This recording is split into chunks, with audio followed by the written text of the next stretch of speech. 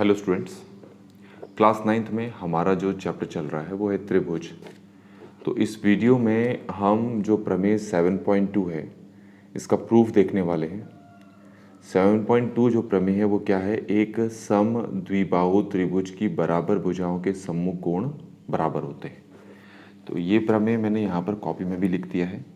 तो पहले मैं आपको समझा दूँ कि ये सम द्विबाहु त्रिभुज होते क्या हैं।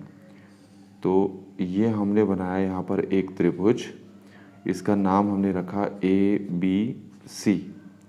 अब ये जो त्रिभुज है इसकी ये जो दो भुजाएं हैं, कोई भी दो भुजाएं पकड़ लो आप। एक भुजा ये ले ली हमने AB और एक भुजा हमने ले ली ये AC। तो हमने मान लिया कि ये जो दो भुजाएं हैं ये बराबर है, ठीक है, क्योंकि समबाहु त्रिभुज की दो भुजाएं बराबर होती, तो हमने इन दो भुजाओं को मान लिया कि ये दो भुजाएं बराबर हैं। तो इस प्रमेय में हमें क्या सिद्ध करना है कि बराबर भुजाओं के सम्मुख कोण बराबर होते हैं।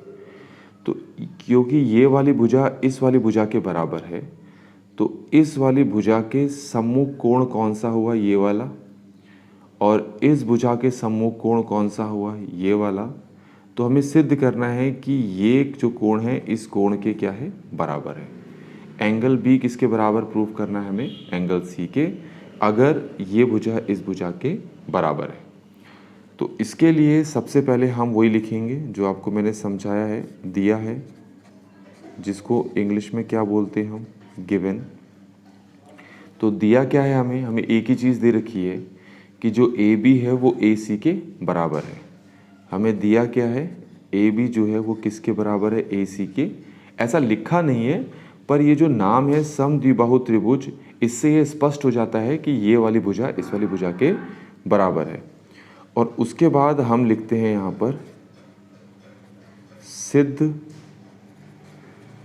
किया जाना है, सिद्ध किया जाना है, जिसको हम लिखते हैं टू प्रूव।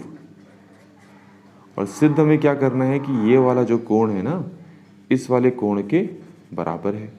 तो हमें सिद्ध करना है कि एंगल बी जो है वो एंगल सी के बराबर है। इसके बाद हम यहाँ पर आते हैं प्रूफ में, जिसको कहते हैं हम प्रमाण।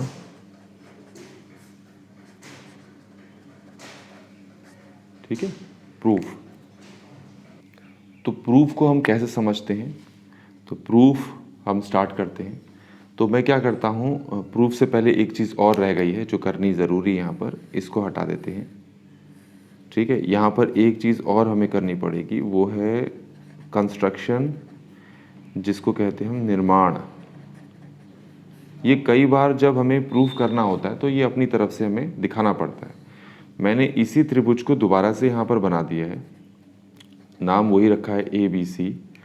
तो निर्माण में क्या करने वाला हूँ कि मैं A से क्या करने वाला हूँ, एक लंब खींचने वाला हूँ। तो इस लंब का नाम मैंने दे दिया यहाँ पर AD। ठीक है, क्या नाम दे दिया, AD। तो मैंने आपसे कहा कि ये जो AD है लंब है BC पर, तो इसका मतलब है ये वाला कोण और ये वाला कोण दोनों क्या होंगे, 90 डिग्री के। तो यहाँ पर निर्माण में हमें लिखना पड़ेगा कि जो AD है वो लंब है BC पे। ठीक है, क्योंकि प्रूफ करने के लिए ऐसा निर्माण हमें यहाँ पर, ऐसे निर्माण की हमें ज़रूरत है। अब हम आते हैं प्रमाण में। प्रमाण जिसको हम क्या बोलते हैं, प्रूफ। तो प्रूफ करने के लिए हमारे पास अब दो त्रिभुज निकल के आ गए हैं, आप देख सकते हैं। ये वाला जो त्रिभुज है इसका नाम है ADB। तो त्रिभुज ADB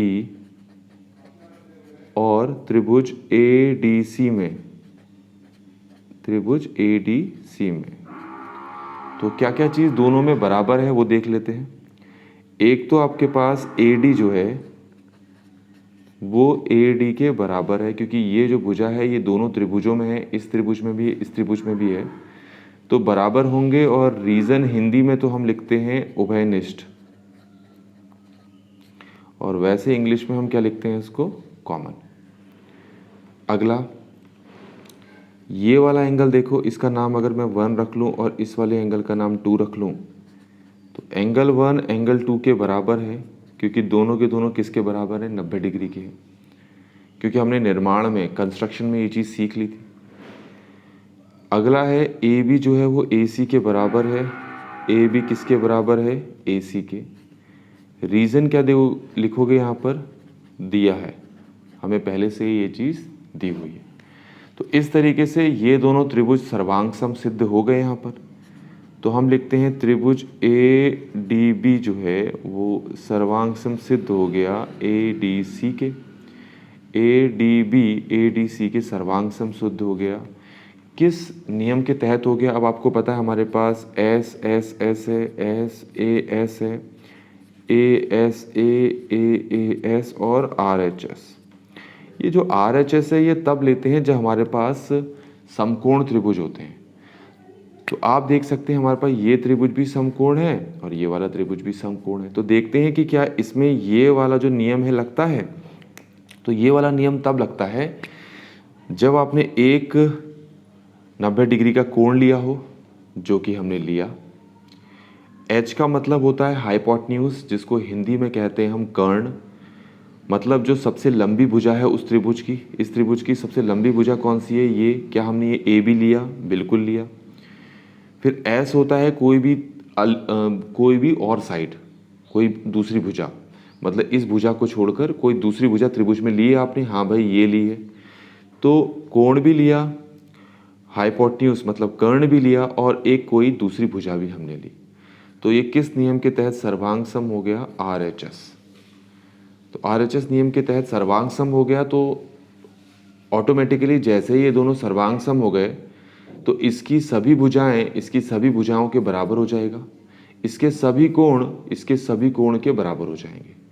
तो हमें क्या चाहिए, हमें चाहिए कि एंगल बी किसके बराबर होना चाहिए, एंगल सी।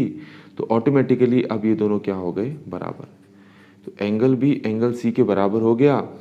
रीजन लिखोगे CPCT और हिंदी में इसको बोलते हैं सर्वांग सम त्रिभुजों के संगत भाग।